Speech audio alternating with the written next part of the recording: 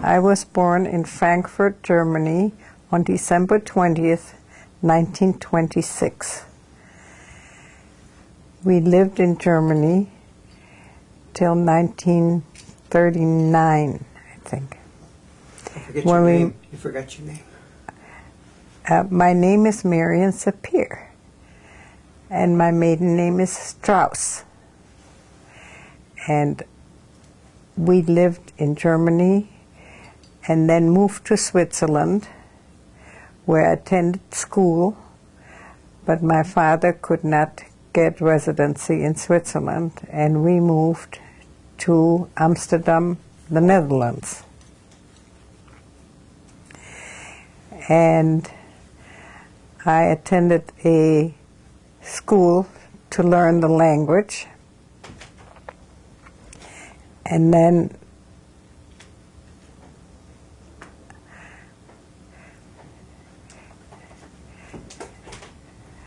I attended a Dalton school, which was a primary school, and we lived fairly close to the school I attended to.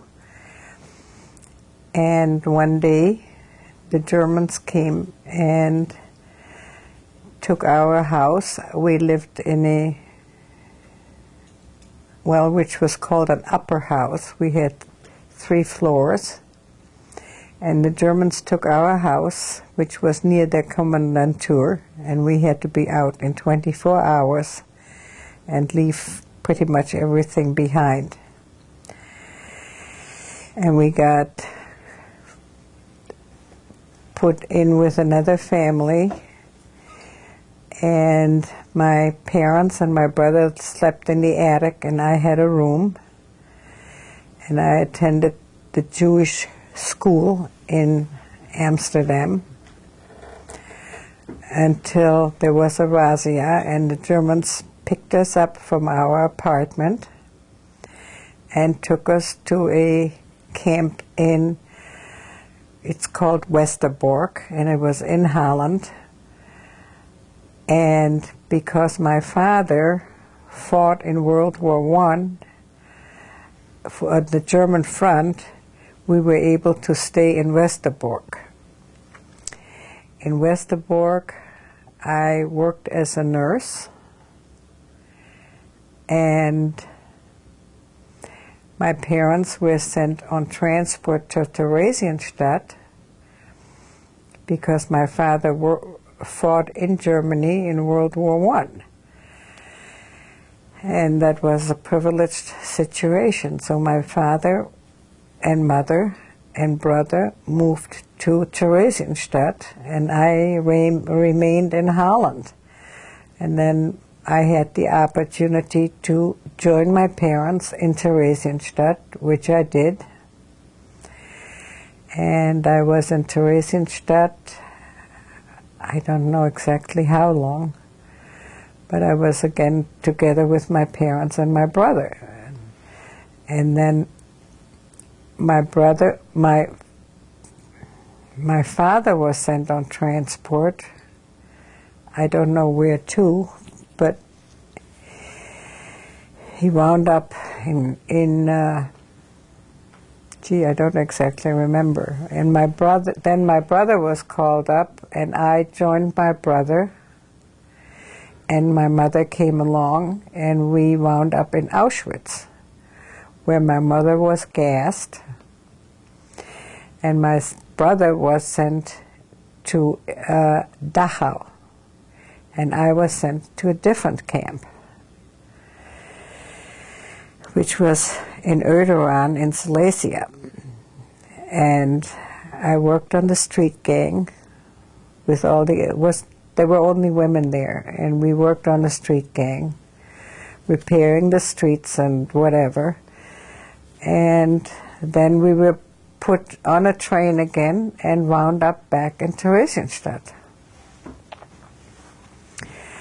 And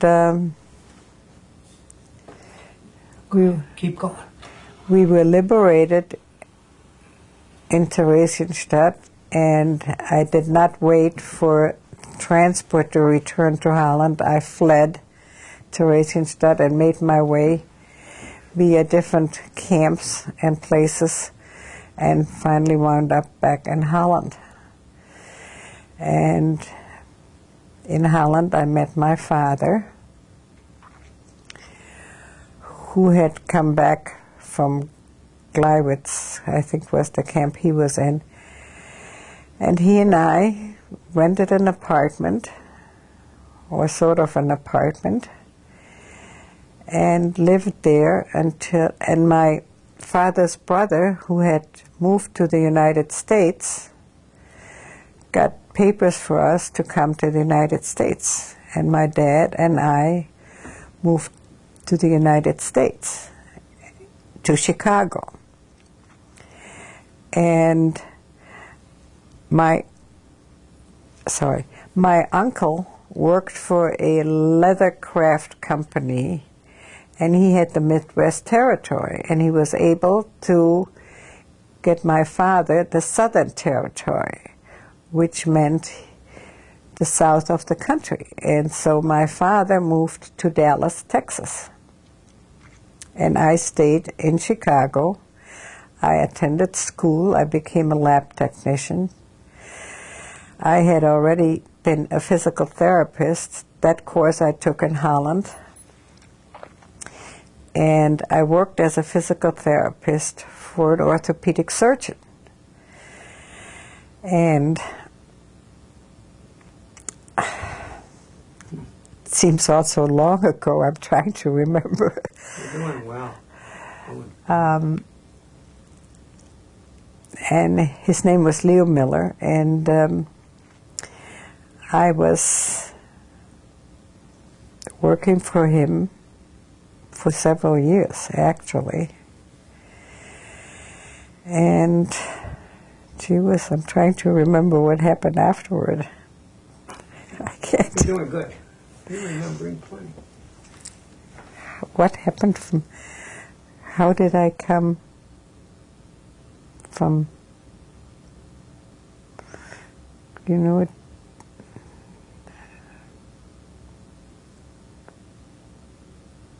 Do you have many memories of what happened in the camps? Or the first, you were in 2 concentration camps, weren't you? I was in more than 2. I was in Theresienstadt, I was in Auschwitz, I was in Uderan. Can you give us any details about any of those camps? You know, what you saw and experienced in the camps? Well, in Westerbork I worked as a nurse most of the time, and it was okay. My dad was a policeman in the camp, inside the camp, so I was pretty much in touch with him. And my mother and I stayed in a woman's camp, in a woman's apartment in the camp. And we saw my dad quite regularly until my dad and my mother were sent to Theresienstadt. Okay. And I had to stay in Holland because I was too old to go with them. My brother did go with them. And when I got to Theresienstadt, I found my parents and my brother. And my mother was sewing someplace, I remember that. And my dad was, I don't know what my dad did. I guess he was sort of a policeman too there. And I don't remember what my brother did.